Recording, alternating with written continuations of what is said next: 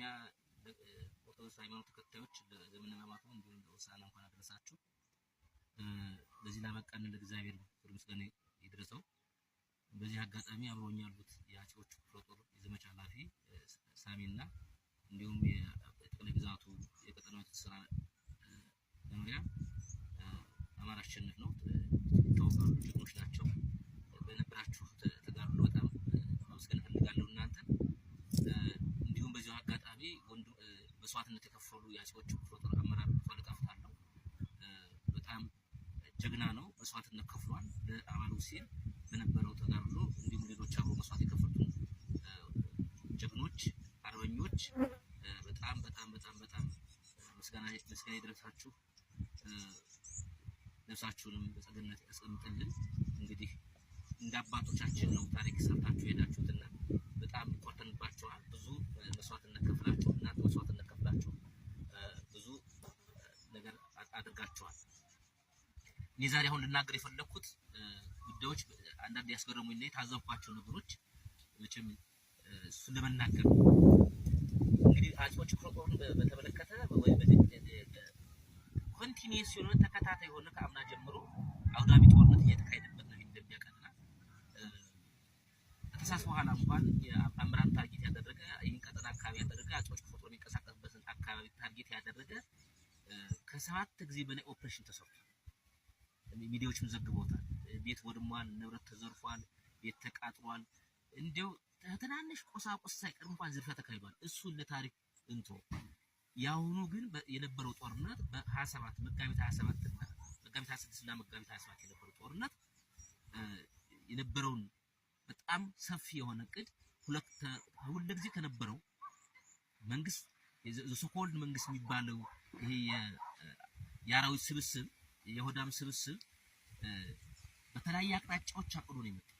57ኛና 7ኛ ክፍለ ጦሮች የተሳተፉበት እንዲሁም ደግሞ ምንሻዎች አድማ በታኑን የተሳተፉበት የነ ጣይር በሙስሊሞች ስም በዚህ ኢንፍራዝ አካባቢ ያደራጁት ፖለቲካዊ ትኩረት ተቆጥሮ የሃይማኖት ጦርነት ለማስመሰል ፋኖ እንደ ክርስቲያን ሃይማኖት እንጂ እንዳማራና ለማስመሰል ድራማ የሚፈሩ የነ ጣይር ያደራጇቸው ከ80 በላይ የተደራጁ ኃይሎች አሉ። ከ2000 በላይ ኃይል የጦርነት ከሁለዚያው ከነበረው ሁኔታ ከጨዋሂት አንስቶ ከጥቁር አስፋልት አንስቶ እስከ አዲስ ዘመን ቀጠናውን ያሰፋ ወላድባን በእንፍራዝ በማክሰኝት በጠዳ በአዲስ ዘመን በሁሉም አቅጣጫ ወርታች ጣና ነው። እሱንን መሰረት ያደረገ የተካሄደ ጦርነት ነው።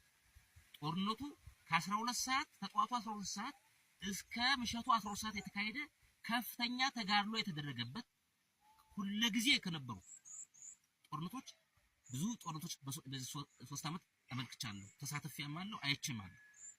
ያሁኑ ግን የነበረው ጦርነት ከፍተኛ ተጋድሎ የተካሄደበት የፋኖ ጀግንነት የተመሰከረበት የመጣው ግሪሳ ደግሞ የተዋረደበት።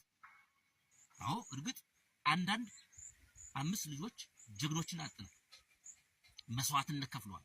ወደዚህ ትግል ስንገባ መስዋዕትነት ልንከፍል ነው። ለግጥግጥ አይደለም የመጣ ነው። ድል የሚመጣው የትኛውም ድል ሲደረግ የትም አድዋም ይሁን ወጋሊም ይሁን የትኛውም ቦታ ይሁን ድል ሲመጣ በመስዋዕትነት ነው። ነፃነት የሚመጣው በመስዋዕትነት ነው። መስዋዕትነት አለው የሚመጣ ድል ነገር የለም። መስዋዕትን እኛ ልንከፍል እንችላለን። ግን ትዝብቴ አንደኛ ጦርነቱ በሚካሄድበት ሰዓት ላይ ከክልል የመጡ አንደኛ እንደነ አማኑኤል ፈረደ የክልሉ ምክትል መስተዳድር ባል ብርሃኑ ጣማለው እንዲሁም የዞን አመራሮች ከፍተኛ አመራሮች ማክሰኝት ላይ ቁጭ ብለው ኦፕሬሽኑን ሲመሩት ነው። ከ7 ሰዓት እስከ 8 ሰዓት ከፍተኛ ትንቅንቅ በሚደረግበት ሰዓት ለምባር ባይቱ ከሚባለው ቦታ ላይ እንዲሁም ሳጎም መንጀለ ብልቃ ከሚባለው ቦታ ላይ ከፍተኛ ትንቅንቅ ሲደረግ በዚያን ሰዓት አመራሮችን ከበን ይዘናል። እነከሌ ማንገጫ የላቸው እንኳን ደስ አላችሁ ተብሎ ስብሰባውን አቋርጠው ሲጨፍሩ ነበር። እንግዲህ እኔ አንድም የታዘብኩት ይሄ እንግዲህ ስብሰባው የነበረው ከ7 ሰዓት ይጀምር ነው። 7 ሰዓት 8 ሰዓት ላይ ታፈሩ ሲባል ከፍተኛ ጭፍጨፋ ነበር። የጦርነቱ አትሚስ ግን እንደገና ፋኖ ሰብሮ ከፍተኛ መስዋዕትነት ኮሎኔሉ እየደወለ አርባቱ ወደለ ሲደውላቸው በተለያየ አቅጣጫው ውጊያው ማክሰኝት ስንጀምረው ብርሃኑ አማኑኤል እንደለመደባት እንግዲህ አማኑኤል ታውቃላችሁ የጁንታው ጦርነት ጊዜ የብልጽግና አመራር ሆኖ ገንዘብ ዘርፎ ጁንታ ሮታቦር ሲደርስ ጥሎ ይሮጣል። አሁንም መሮጥ አመኑ ነው። ሲጨፍር የነበረው ጨፈረውን አቋርጦ ወደ ጎንደር ይሮጥ ስብሰባቸውን አቋርጦ ይሄ አመራሮች ራሱ የጠቅሲት እዚህ ይመሰክራል። እኛ የወጣነው ለአማራ ህዝብ መስዋዕት ብንከፍልም ኮርተን ነው መስዋዕት የምንከፍለው። የወጣንም ደግሞ መስዋዕት ለመክፈል ነው።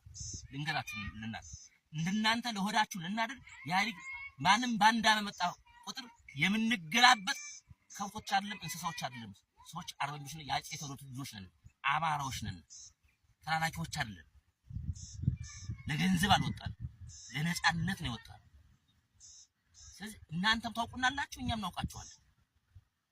በዚህ ግን ስትጨፍሩንባችሁ አቋርጣችሁ ሮጣችሁ ይህን ያህል እናንተ ይህን ያህል የሰው መስዋዕትነት የሰው መሞት የሚያስደስታችሁ ለምባርባይቱ ብቻ እንኳን ከ20 በላይ ከብት ነው የሞተው።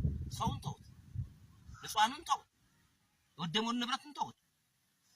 የሞተውን መከላከያ ሰራዊት ከ5 በላይ መኪና ነው የተጫነው። ግን ያህል በወንድሞቻችሁ በህዝባችሁ ደም የምትቀልዱ ምን ያህል ደካማ ሰዎች እንደሆናችሁ ግን ተገነዘብኳችሁ። ምን ያህል ፈሪ እንደሆንኳችሁም ታዘብኳችሁ። ምን ያህል በደሃ ልጅ እንዴት ብላችሁ እንደምትቀልዱ። የደሃ ልጅ ሲሞት እናንተ መኖር ፈልጋችሁ ፈረጠጣ እንዳመላችሁ ፈረጠጣችሁ። ብልጽግናን የዛን ጊዜ ወያኔ ፈታችሁ እንደፈረጠጣችሁት አሁንም ደግሞ ማክሲቶ ነው ሲጀምሩ አቋርጣችሁ ተፈራችሁ ፈረጠጣችሁ። አንድ ነው። ሁለተኛ የታዘብኩት ነገር በጣም ያሳዘነኝ ወንድሞቼ በተለይ ኢንፍራዝ አካባቢ ያላችሁ እንዲሁም ማክሰኝት አካባቢ ያላችሁ ለሁሉም ሙስሊሞች እዚህ አካባቢ ላይ ሆን ተብሎ የክርስቲያንና የእስልምና ሃይማኖት ጦርነት እንዲነሳ ግጭት እንዲነሳ የፋኖን ትግል ከማንነት ትግል ውጭ ለማውጣት ይሄ ወዶም ይሁን የትም ቦታ አካባቢ እኛ የተነሳ ነው። ወለጋ ላይ የታረደችው ሙስሊም ግን አማራ ናት። ሃይማኖት የግል እነ ጣይር ግን ያደራጁት ኃይል ግን አብሮ ተባብሮ ከፍተኛ ውጊያ የከፈተብን እሱ በጀግኖች ተጋርሎ መስዋዕትነት ከሽፎ ሄደ። ስለዚህ በዚህ አካባቢ ያላችሁ አሁንም ልታስተውሉ ይገባል።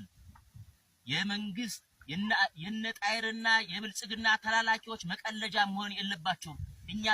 እኛ የወጣነው ለአማራ ህዝብ እንጂ እስላም ክርስቲያን ብለን አልወጣንም። ሁሉም ሰው በሃይማኖቱ እንዲከበር እንፈልጋለን። ሃይማኖት የግል ነው። ግን ኢስራኤል ግን ሙስሊሙንም ክርስቲያኑንም የሚጨፈጨፍ አማራ በመሆኑ ብቻ ሙስሊም ብሎ አልመረጠም አይመጣም። ክርስቲያኑን ብሎ አይመጣም ይገለዋል አለ። ያ ኢስራኤል አማራን ጨፍጫፊ ነው። በአማራ ደም የሚቀልድ የጭራቅ ስርዓት ነው።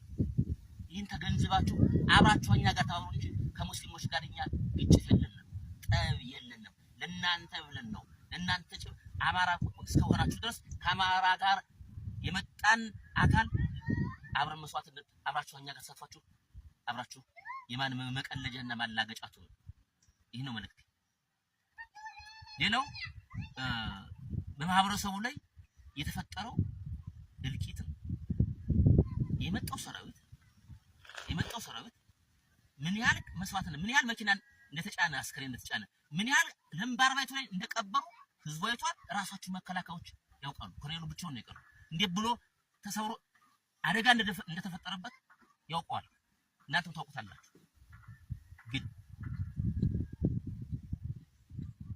እኛ አማራዎች ነን፣ ኢትዮጵያውያን ነን። አስከሬን ፎቶ እያነሳ ፖስት የሚያደርግ የብልጽግና ተላላኪ አራዊት አስከሬን ፎቶ አንስቶ ፖስት የሚያደርግ ፈሪዎች። እኛ ግን መከላከያን ይዘን አንረሽን።